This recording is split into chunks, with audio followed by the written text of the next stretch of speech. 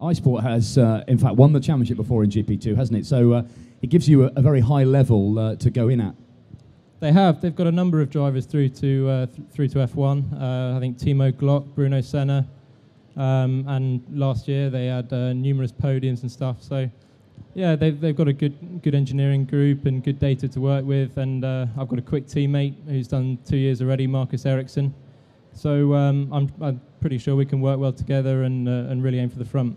Yeah, Marcus is a quick guy. He's a race winner in GP2. Do you find that that's someone good to sort of benchmark yourself against?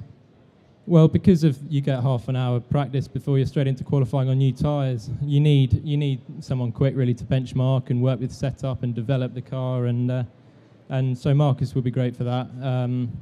I think that was maybe one of the considerations I made when changing to iSport for this year, because you know the teammate and it can be a big deal. So hopefully we'll have a good working relationship and both be at the front.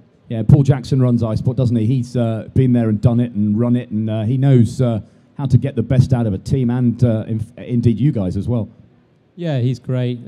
Paul, Richard and Gavin, all the three engineers, they're just really experienced guys, been around since the start, and I think every year they've been pretty much at the front. So I'm pleased that they've trusted me to do it the same for this year. Some people may not realise that your father Jonathan was a champion in Formula 3 and Formula 2 and made it all the way to Formula 1. Have you found that being a Palmer has been a help or a hindrance? Probably a bit of both, I imagine. Well, by and large, a help. I mean, it's always helpful to have a racing father, really, especially in the early days.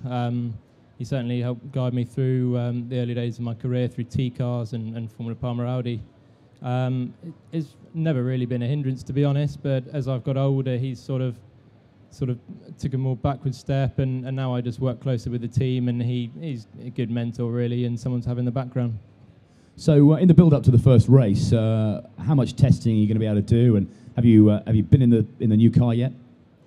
No, we've got 6 days testing, 3 in Jerez and 3 in Barcelona. Testing starts at the end of February.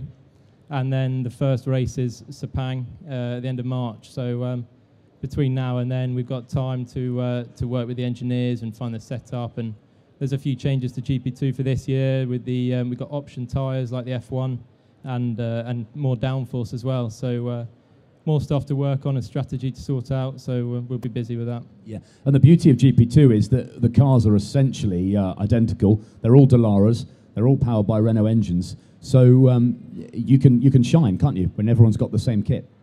Yeah, it's great. I think its experience does show through because of the lack of testing, but a good driver can get into a worse car and can still bring it back up, and we've seen that with experienced drivers in the past who get into so-called less good cars and can still perform.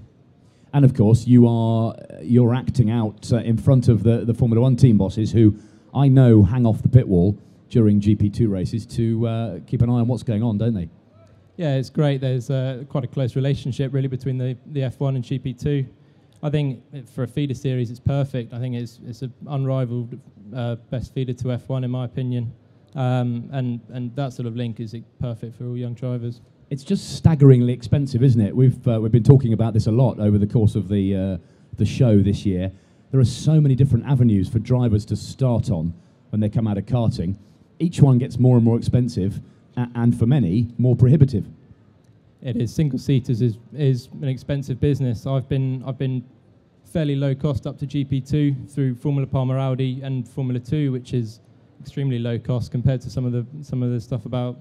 But GP2 is really expensive, and really you're looking at probably 2 years and maybe more than that to win it. So you've got to have backing, good sponsorship, but I hope to make the most of it. I'm really delighted to be back in for the second year. Okay, we look forward to following your progress in Autosport and on autosport.com. Hope you have a great year. Ladies and gentlemen, Jolyon Palmer. Cheers. Thanks, Jolyon.